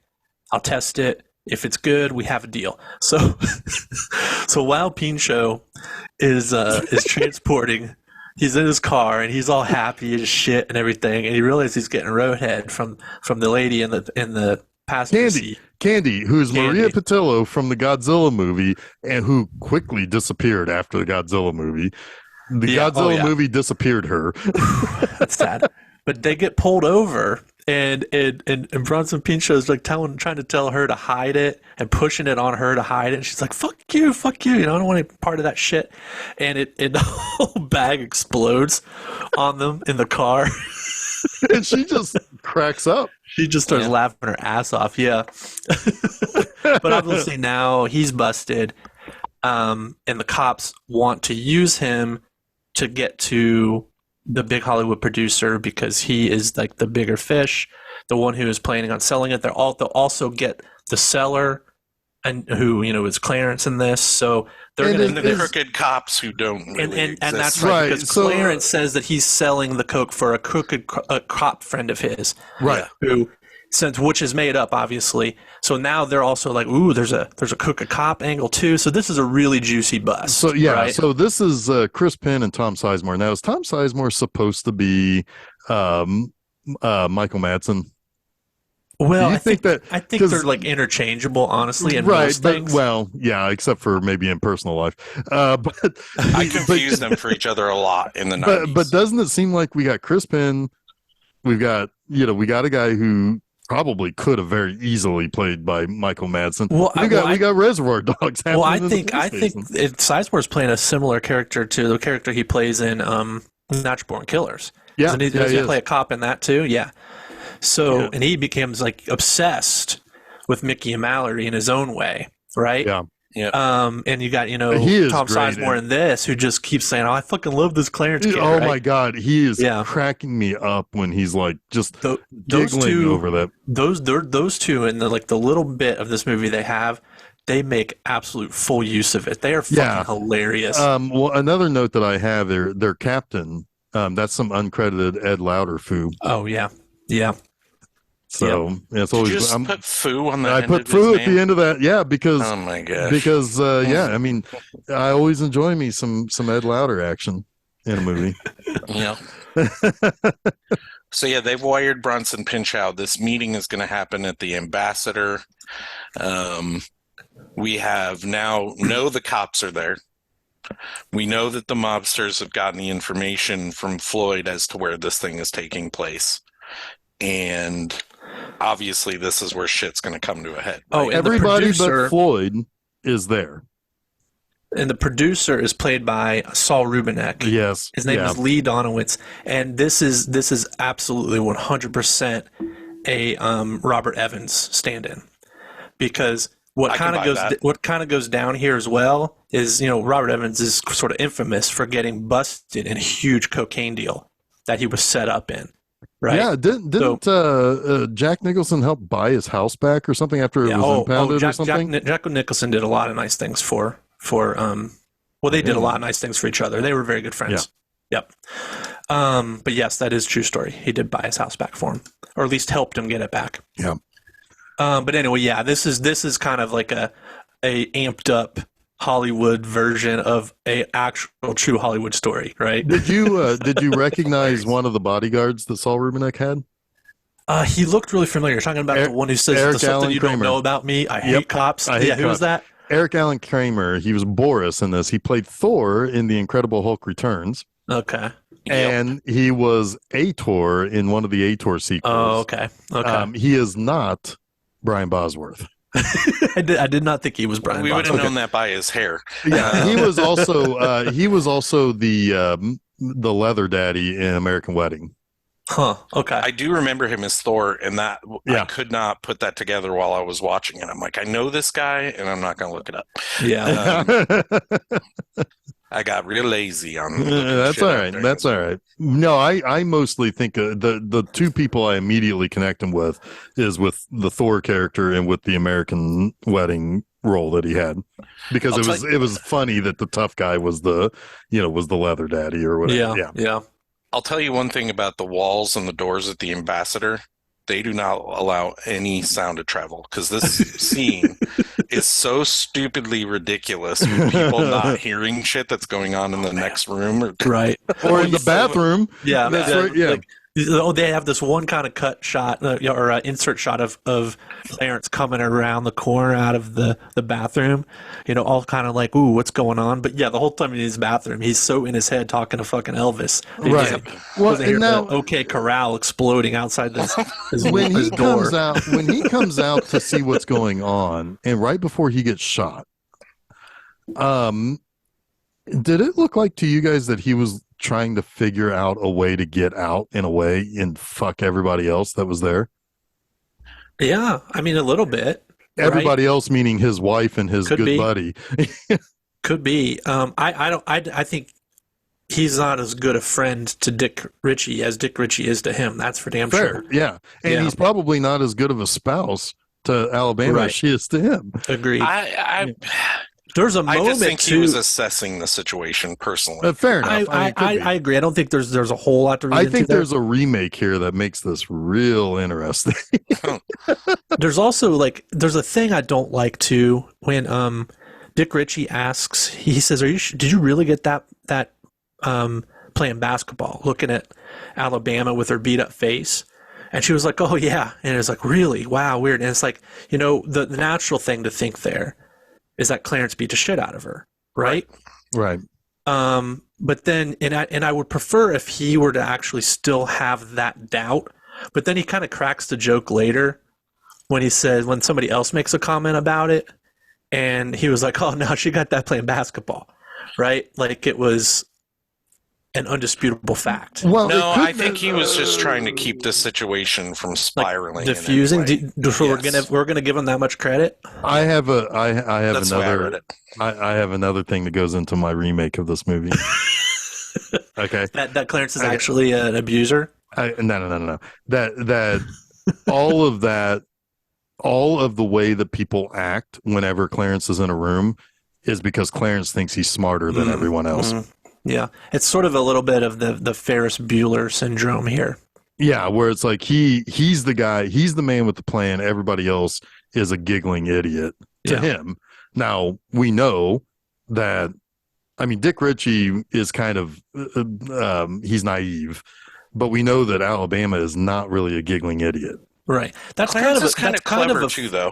That's kind of a fun lens, though, to think like all these are real people, but when they're in Clarence's orbit, they're all about Clarence, right? They fall into Clarence's fantasy, right? Right. That's pretty interesting. Yeah, I'm telling you, I've got a remake here, guys. I mean that can be read there anyway. I think it can. Yeah. But yeah, now we've got just a big ass shootout, right? I mean, we've got the bodyguards, the cops, and then the mob shows up, and it's a 3-way shootout with our heroes, if you will, all stuck in the middle. With Dick Ritchie and Alabama on the floor, cowering for their lives, Clarence in the bathroom talking to Invisible Elvis. Yeah. I'm surprised Steeler's Wheel wasn't playing here in this movie too. Stuck in the middle with you. Yeah, exactly. Now, if you were wondering if Clarence was going to bolt, someone who does fucking bolt is Dick Ritchie. Yes, he throws the does. suitcase of coke into the air. Well, he's got a fucking roll on. He's got a roll on fucking TJ Hooker that's not going to fill itself if he dies. he's got to call it 7. Yeah. So he fucking books it, and for all we know, he escapes and he makes his call time. Yeah. Well, yeah. I have no reason to believe that he didn't make it.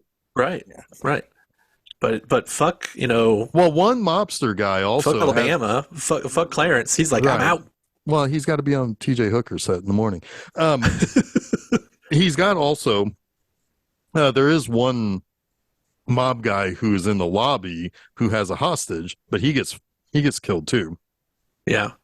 And Chris Penn is the only one who survives the actual shootout. Well, Eric Allen Kramer does. He gets hit, and he wants an ambulance called, but fucking Chris Penn murders him for shooting. I'll call you a hearse. Yeah. Cool and line. He says it all like Chris Penny too. Right, it's pretty great. Yeah. And then seeing that Alabama and Clarence are in the hallway, Alabama takes Clarence's gun and kills Chris Penn. Yep. Right in the gap of his bulletproof vest. Well, somebody said they forgot. Somebody forgot their vest. Like, gosh, shit, no, that was Tom Sizemore forgot his vest. Yeah. That's what it was. Almost all of them died from getting shots where their vest should be. Right. Whatever. Well, there were only 3, I think, that broke into the door, right? Yeah. There were 4 cops, I think. Okay. Well, the black guy who died from the shot in the gut. Yeah, it got it because you can kind of see that he's like, damn it, and it got me because he's surprised because it got under his vest or to the side of his vest. Yeah. Sizemore didn't have a vest. Chris Penn was facing sideways. Right. So, there was a big gap. She shot him right down the middle of his midsection. Right, yeah, like through his heart on the side. Yeah, like his armpit and shit. I don't know what happened to the other guy. Probably got shot in the head. He probably died. Shirts. There were like a billion fucking What about vests? You would think they would go on like shirts and they would be connected all the way down the Oh, sides. right. I think the newer ones are. They like Yeah. Velcro around the Yeah. sides. Yeah. Yeah. Yeah. But yeah, Anyway, it is a complete destruction. Feathers everywhere and blood. It looks like a John Woo movie. There's just no Yeah. pigeons. yeah. Well, they yeah. shot the pigeons because that's where the feathers came from. Right. Okay, fair. Throw that in my remake too. I like it. I mean, why not? One more pop culture reference. Let's do it. But Well, that's what Tarantino does, right? Yeah. yeah, at the bottom of the lobby of the hotel, one of the gangsters has a like hostage. Like the clerk So or something. he's creating the diversion that Clarence and Alabama need to get out, and they have the money, and they basically just sneak out. Drive to Mexico. Drive to They, Cancun. they Drive drive to Cancun. and she has a baby, and Clarence has an eye patch, and they're all happy. Now this could be also Alabama. Hans Zimmer's steel drum comes back, and Patricia Arquette narrates us out. You say it A could la be Sissy Basic. her. It could be I think her fantasy. I think Christian Slater lives because she even explains it. Like, the only thing that would be different had he died is I would not have named our kid Elvis. Right. So if it was her fantasy, I don't think she would say that. Yeah. I don't know. I mean, she would have named him Clarence, right? Is that what she's implying? I think she's implying that he got his way on this one, but everything else has gone her way. So the name would be different if Clarence She would have around. named him Birmingham. Oh, I read it differently. Like if he had died, she would have named their child after him. I could see that too. Still amounts to the same thing, right? Sure. He's alive. Sure. I Right. think, in my opinion. I think he deserved to die, since we talked about this earlier. I think the only character that probably should have walked out of this alive is Alabama. Yeah. And if she was pregnant, obviously her baby. Mhm. And Richie and Floyd. I'm glad they both lived. Well, we assume that Floyd lived. I mean, I'm sure he did. Yeah, he lived. He totally lived. Yeah. I They mean- didn't off-screen the stoner Jeff. Well, I'm just saying that we assume that he lived. I mean, we assume that Dick Ritchie lived too. But Yeah, and to kind of go back to Dick what Ritchie. Him and Blue Floyd are out there somewhere. Floyd is blue because he doesn't have a role on TJ Hooker. No, to kind of go back to the thing, I do see this as escapist, kind of silly Hollywood kind of fun. Like it's the title tips its hand at being like a pulp romance comic book from the 50s. The whole Elvis of it. I mean, really, Clarence is kind of acting like a 50s kind of hotshot guy, like a scoundrel of But he sorts. thinks he's in Bullet. Yeah. Like, Yeah. He even mentions the movie out loud Yeah. multiple times. So Most yeah, definitely. Yeah. yeah. So he's, but he's kind of a scoundrel, and that's, this movie is kind of playing as a hyper 90s-fied 50s crime film, really. And it's got characters that I find quite interesting. I really like the Alabama character. I think she is, it's very easy for anybody to have played that, or for the direction to have been, treat this person as kind of a ditz or treat her like an idiot. Yeah. But everybody treats her seriously, even though she acts very silly. I like her, Patricia Arquette, more than I like Patricia Arquette as Alabama Worley, more than I like Alabama Worley, if that makes sense. She did a lot with the character that she had. Yes. Sure. I mean, and probably a lot of that does come down to Patricia Arquette Yes. finding something about this character that makes her so incredibly likable. And quite honestly, like, she is a cut above most female leads we were getting in 1993. Absolutely, especially the hooker with a heart of gold type. Right. And Chuck hit the nail on the head too. In the scene where she defends herself and kills Gandolfini, she does that without the assistance of Clarence, which is really important. Yep. Yep.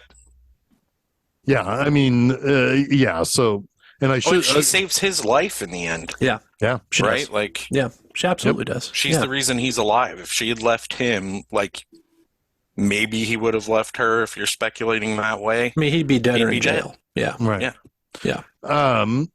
Yeah. No, it's a good role. It's a good role for her.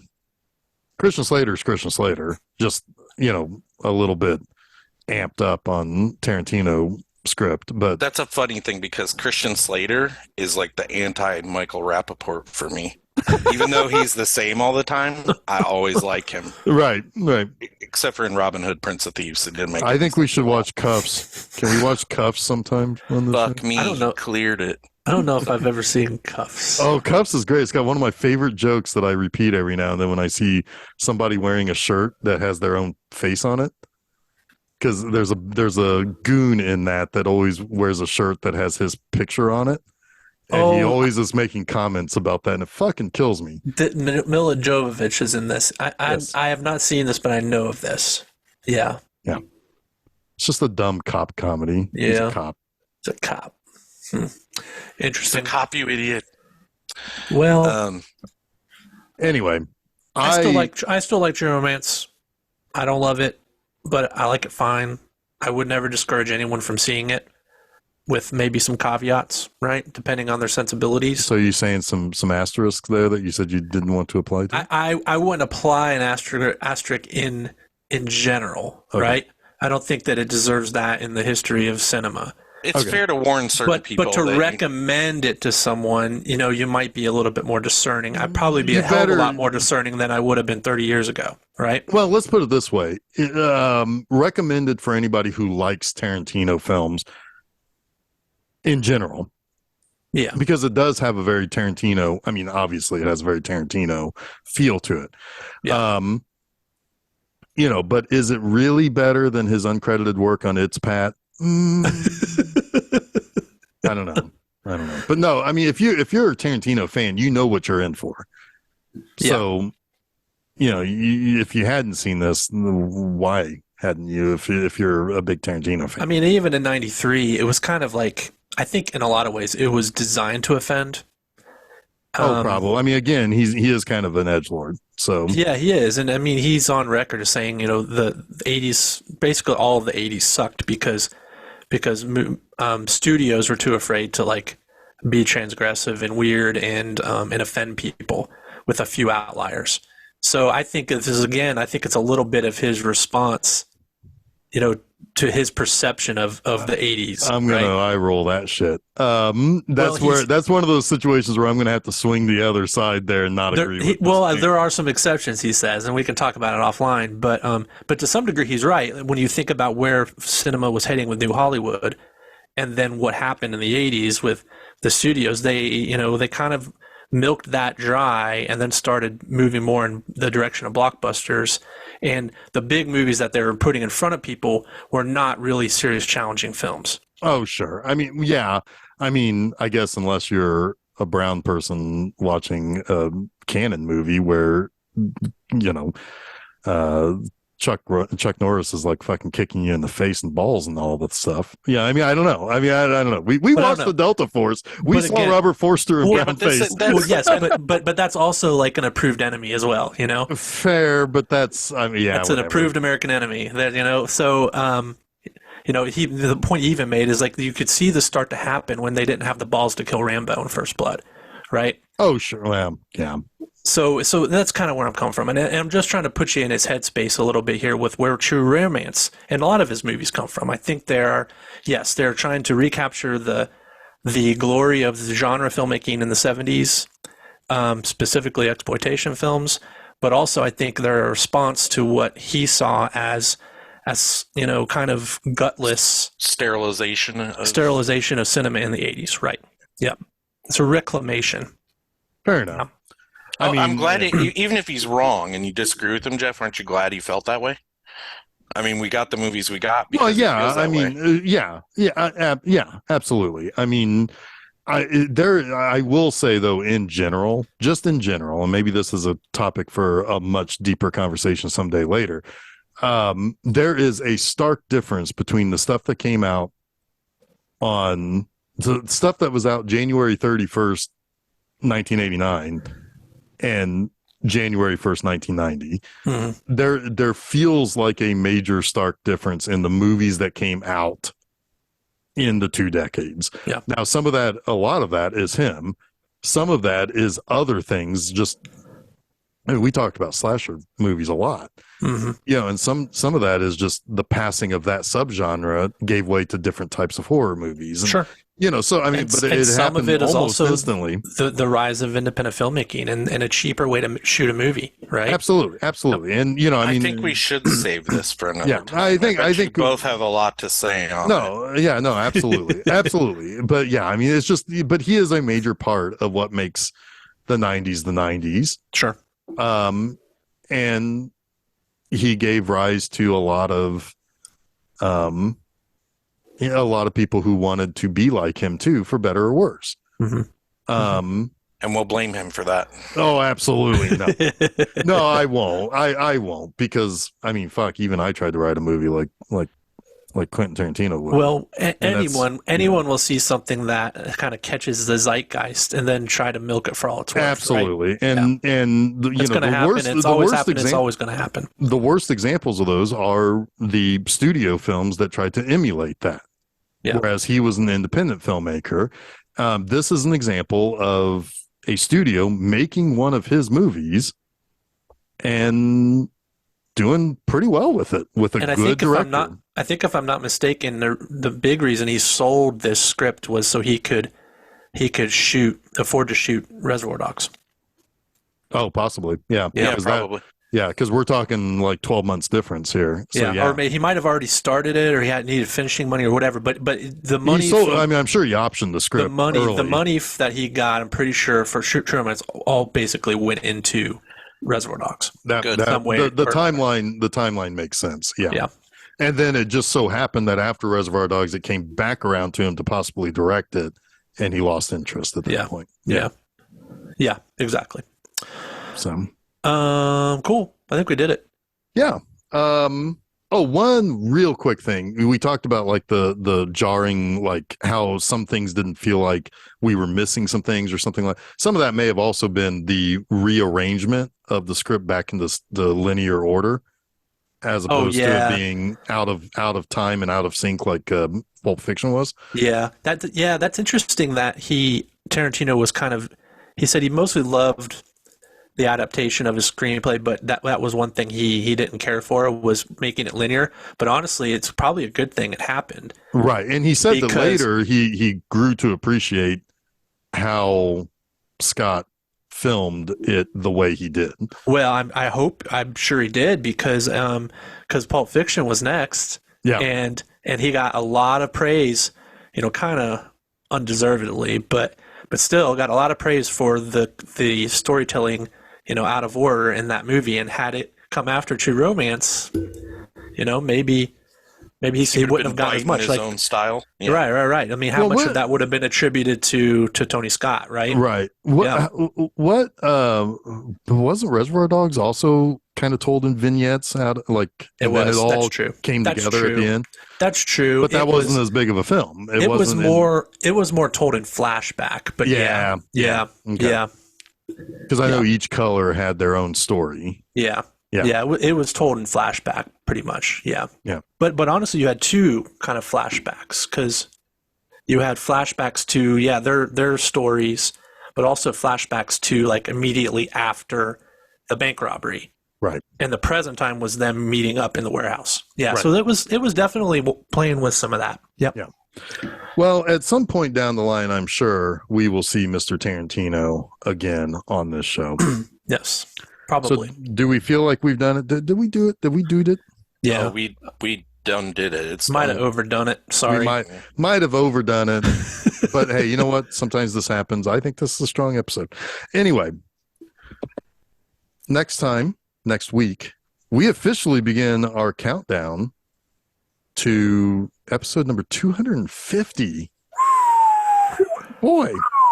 Man. By the end of February, episode 250 will be out, but we kick things off next month and that official countdown with a movie about a pretty famous, kind of based on a pretty famous killer that seeped into many movies after this. One of the most important horror films ever made.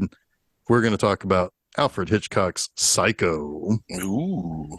I've got a lot to say about that comment I made about most important horror films, because I think this is one of 5 of the most important horror films ever made. Professional tease there. Yeah, professional tease. Right.